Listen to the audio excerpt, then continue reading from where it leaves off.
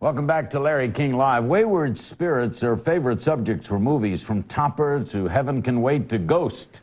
And now Charles Grodin materializes in the latest offering from beyond, Heart and Souls from Universal Pictures.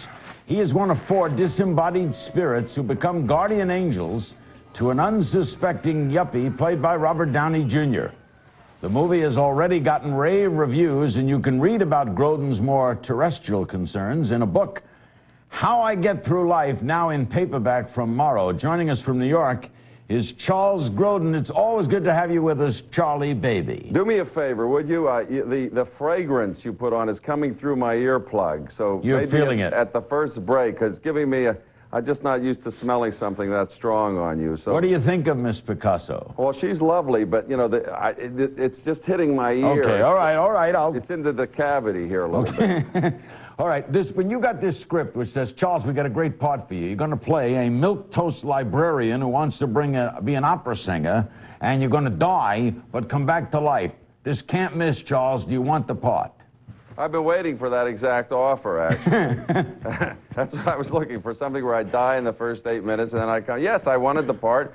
We made the movie. I think it's probably, as far as audiences are concerned, the most popular movie in terms of the effect it has on audiences of any movie I've ever done. Really? It's not my opinion. It is my opinion, but I'm really basing that on the 95% what they call cinema score. The people that have seen the movie you probably haven't seen it. It opens when? This Friday? It opened last Friday, and it's coming into its second weekend, and it's a startling movie in that it's so touching. You know who Anthony Young is, the Met pitcher? Sure. Just sent him down. And he lost 28 games, I think, and then he won. And I was watching the game where he won, and everybody ran out on the field, and white and black embracing each other. He's a black pitcher, for the people that don't know. And I was watching this, and it was the longest losing streak in the history of Major League Baseball pitchers. Right. And it was so thrilling to see this guy prevail after all odds. That's the kind of feeling I think the audience is having with Heart and Souls. Because what happens? Because people get a second chance and they prevail, and when you thought you weren't going to get there, you get there. It's a kind of like a Rocky. It's something very thrilling happened to me when I watched Anthony Young survive everything, and that's what happened with So these are 4 people who all die in the same accident? In a bus crash, and they're given a chance to go back and do the thing that they never got to do in life, and it's a very thrilling thing. It's also, and they do it through Downey? They do it through Downey's body, right. It's also about a woman feeling that her man doesn't have enough soul, and something that most women feel about most men. And so it's really about women's expectation of men and men trying to live up to it. So I think it's attracting a lot of young women for that reason. It seems, Charles, like you not only enjoy it, you must have loved doing this.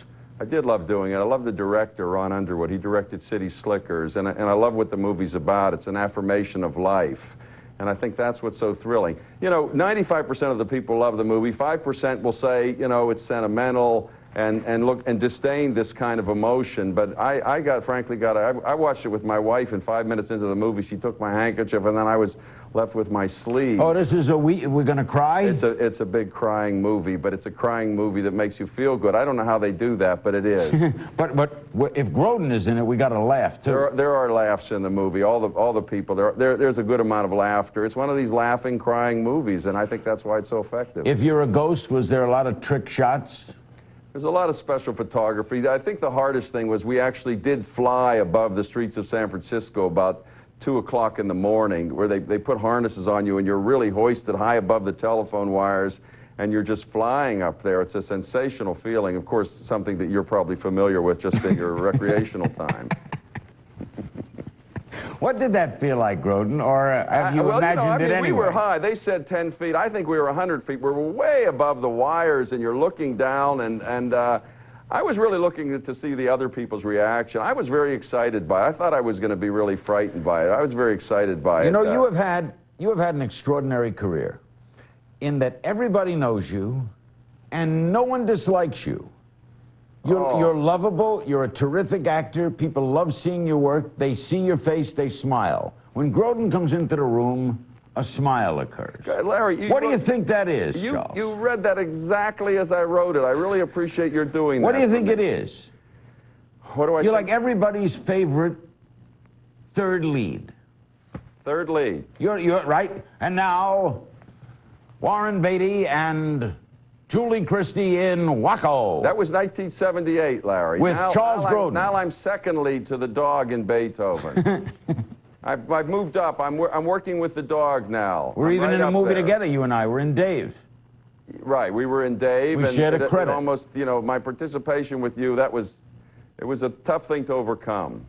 We'll be back with Charles Grodin. He stars in Heart and Souls, now in theaters from Universal, and this is a talk-about movie. It's going to do big the second week after the first because people tell other people about it. And we'll take your calls from Mr. Grodin. If you'd like to speak to him, we'll be happy to do it through his interpreter following these words. Our guest is Charles Grodin, starring in Heart and Souls. Let's take some calls. And we begin with Birmingham, Alabama. Hello. Hello, Mr. Grodin. Yes, ma'am. I saw your movie last weekend. It's one of the best movies I've ever seen. Thank you. It was just fantastic. We laughed, we cried. Larry, you got to go see it. My question Well, is... I'll go this weekend. Did you hear that? So I wasn't the only one saying it, Larry. I know, unsolicited. It's fantastic. Mr. Grodin, was that you singing in the movie? No, ma'am, that was Robert Downey Jr. singing. They enhanced his voice somewhat, but that was him singing. Hey, really enjoyed it. Thank you very much. Thank you. That looked like a wonderful scene, that clip we saw. That's the scene where he faces his... Well, I have to go back. I've been nervous about auditioning before I was killed, and now I get a chance to go at a B.B. King concert and sing the Star Spangled Banner through his body. And then B.B. King comes out and plays The Thrill Is Gone. You know the song The Thrill Is Gone, Larry? Yes. This is a different Thrill Is Gone. I didn't recognize any of the notes in B.B. King's Thrill Is Gone. Jazz versions sometimes don't use any notes from the song. The Thrill Is Gone is The Thrill Is Gone. This is another one. B.B. B.B. King has a whole separate Thrill. I kept saying, how come I don't hear one note Different in thrill. B.B.'s Thrill Is Gone? And I get on a bus and I go to heaven, and then B.B. King walks me through the bus and plays The Thrill Is Gone. It was the second most exciting exit I've ever had in a movie, Larry. What was the first? I can't disclose Okay. that. Fernandina Beach, Florida. Hello. Yes, Mr. Grodin, I loved you in Heaven Can Wait. My question is, as a young man, did you show any other talent other than acting? Were you an artist or a musician, or did you have any other talents? And I have a follow-up, if I may. Okay. I don't think I've showed any talent whatsoever. No. None at all? None, even to this day. No, but you're an actor by default. No, I'm here because I have some friends in the industry. I see. Right. Second question. What's the follow-up? Yes, and my second, a lot of celebrities get involved with a secondary career, like Anthony Quinn got involved with sculptures and so forth. And a lot of times, the actors try to take advantage of the name. And Well, Mr. Grodin writes. He's got a book out. I spend actually most of my time as a writer. I have a new book out called How I Get Through Life, and it's all about how I get through life. It's 80 short chapters on things that we all have in common: marriage, sex, religion, fear of flying, dangers of It's a detachment. terrific book. Marietta, Ohio. Hello. Yes. Hi, Charles. Yes, ma'am. I just finished your book. It would be so nice if you weren't here, and loved it. Thank you. And enjoyed the years of your struggle in New York and summer stock and so on. I wondered if you thought that was still the best training ground for young actors. Well, I think you have to get up and do it. You know, someone asked me if I was nervous about coming out here tonight. And it's just a question of doing it, and you have to do things over and over to get comfort in doing it. I'm sure when Larry started, it wasn't as easy for him as it is now. Isn't that right, Larry? Yes, it was more difficult, but Right. a lot of fun. Always a lot of fun. Yes. In fact, didn't you find that getting there was more fun than being there, Charles? That's too deep for me, Larry. Kalispell, Montana. Hello. Well, hello. Good evening, Larry. Good Hi. evening, Mr. Grodin. I've just been to Kalispell, Yes. Montana. We were up there filming the sequel to Beethoven, which we call Beethoven Second. That's what I was calling about, is Glacier Park. I was wondering how you enjoyed the park. Oh, I loved it up there. But I love Kalispell, too. It's a great Larry, place. I'm talking to the I'm man. sorry, Would you Charles. please? But, you know, they got a booklet they put out, and it says there are bears and lions up here, and then it tells you where to go on the trails. You know, I put the booklet down right away. But it was a phenomenal place. Is Beethoven the Second done? I finished it about 10 days ago, and I'm now filming a picture called My Summer Story for MGM. It'll be out next summer. And Beethoven Second will be out at Christmas. You like working with a dog?